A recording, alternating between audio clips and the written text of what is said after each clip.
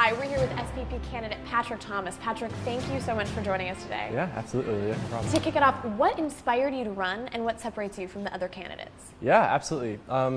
When I was thinking about running, there were two things that I kept coming back to which made me decide to run.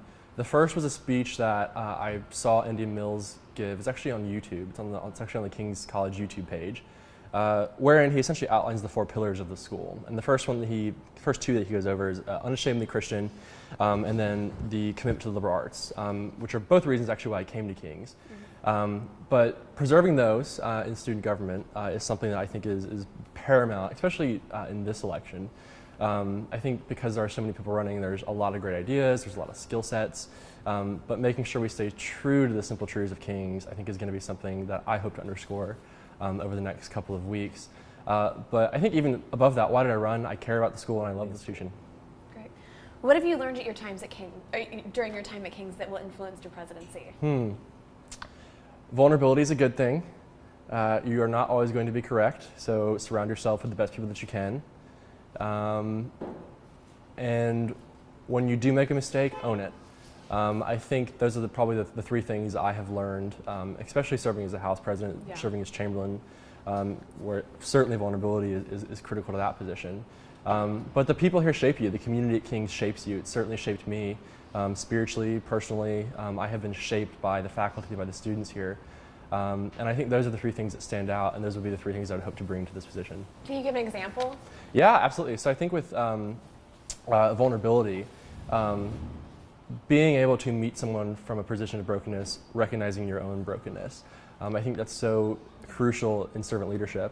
I think surrounding yourself with good people, the reason why that is so crucial is the leadership as a House President, as a student body president, it's only going to be as good as the people that you have in the arena with you, who are willing to challenge you, who are willing to throw out crazy ideas, who are willing to then execute and plan those ideas. And that's been something that I've been trying to do with my exec team this year as a House President. But I think those are crucial for the student body president. What are your ideas and goals for next year as SBP? Yeah, absolutely. I think there's 2 things that I will expand upon, but 2 things that just come to mind. First is credibility, and then the second is ownership. I was looking at Harvard's student government website a few days ago, and Princeton's, Hillsdale, Grove City as well, and they have just an immaculate student government website. We don't. In fact, the bylaws and the Constitution of the King's Council aren't even available on the website. I am very much of the belief that if Harvard can do it, we can do it 10 times better. So that in terms of credibility, I would hope to see a council website next year. I would hope to see things like a forum system where student leaders can submit a fundraising proposal to the appropriate powers that be, where they can submit expense reports on this website, or minutes, attendance, voting records from council meetings will be published, really breeding credibility. You have to be transparent to do that. Transparency breeds credibility, at least in my own book. And so I think that is paramount, especially as we begin preparing for the next 5, 10, 15 years next year on the King's Council. In terms of ownership, the only way that we can prepare for the next 5, 10, 15 years is if students begin having more and more decision-making power kind of over the structures of the House system. So one of the things that I've done on the House Future Committee this year is, it was an entire committee-wide effort, so it certainly wasn't just me, and Shelley Klein and David Lee were also involved with it. But the first thing that we did was try and change the fundraising policy of the school, and the fundraising policy was changed. So students have more decision-making power over when they can fundraise, how much they want to fundraise, how many times they want to fundraise. So when I say ownership, I mean that the decision-making power in terms of actual statesmanship within the houses and on the King's Council, slowly but assuredly, has to begin moving more towards the students, working in synergy with the administration. Grassroots then. So what role then do you think the SBP should take on in the King's community?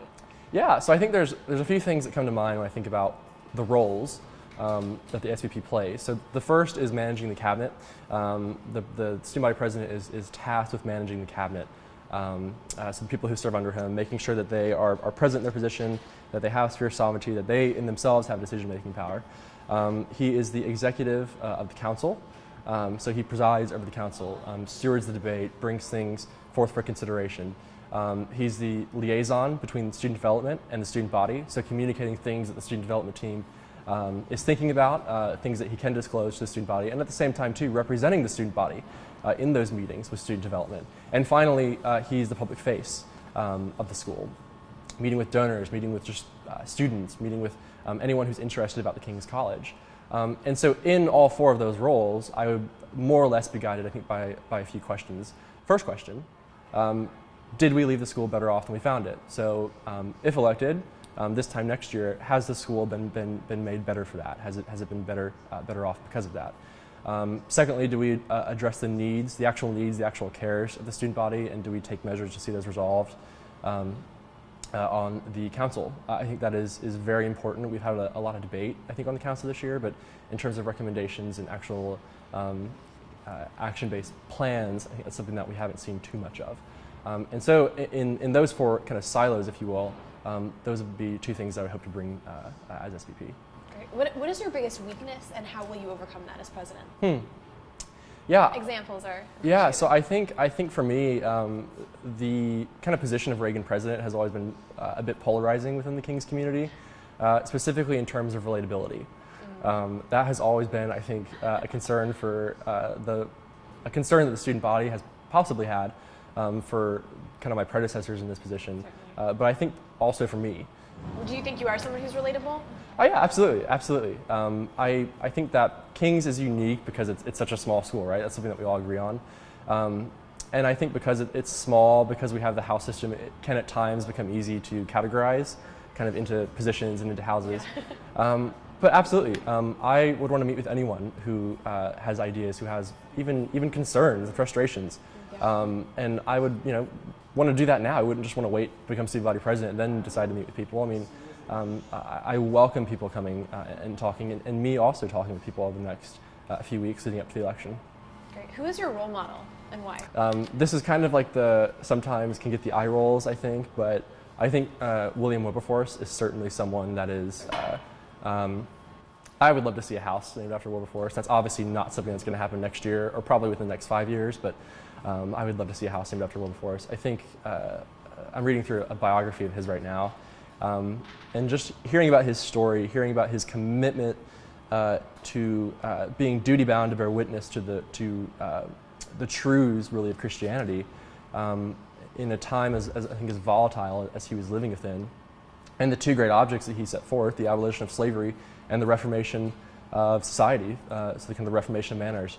I think we could certainly apply those, certainly the abolition of slavery in perhaps a different way, but to today's society. And finally, anything else that you would like to say to the King's community, or that you would like somebody to know about you or your candidacy? Yeah, I think I end probably where I started. The community here has shaped me spiritually, certainly, in my faith. Personally, certainly with the relationships that I've made in Reagan, also in other houses. And those 2 things, graduating with those 2 things, I think are almost more important than perhaps the degree that I'll be walking with when I graduate. Because those 2 things, a firm spiritual rooting in things that I'm convicted on and being able to articulate them, and having people who I have been vulnerable with, who've been vulnerable with me, who I can be accountable to in my house, and certainly people outside of Reagan. Those are, I think, probably the 2 greatest things that I have been given, because I have been given them. I firmly believe that. And so I think as students are thinking about who to vote for the student body president for next year, I would probably just ask them the questions that I started with. What and why do you care about King's? Is it because we are a Christian liberal arts school committed to the simple truths that we have been committed to influencing culture, to sending students out into these institutions who can compete, who can articulate, who can defend the faith? If that is something I think that is a conviction, that someone shares, then that's something that I certainly share as well. And so I would certainly say, think about why you care about the Kings. Why did you come to Kings? When I swapped my decision from GWU to come to Kings, my parents kind of thought I was a little crazy. I had been trying to get into GWU since about my freshman year, and so I ended up swapping, like I said, in July. Why did you come to Kings? Is it because you believe in the things that we have laid forth in our mission statement? So think about the foundational questions and let those guide you in who you choose. Great. Thank you so much for your time. Yeah, thank you, Lydia. Great talking with you. Yeah, I appreciate it. Thanks.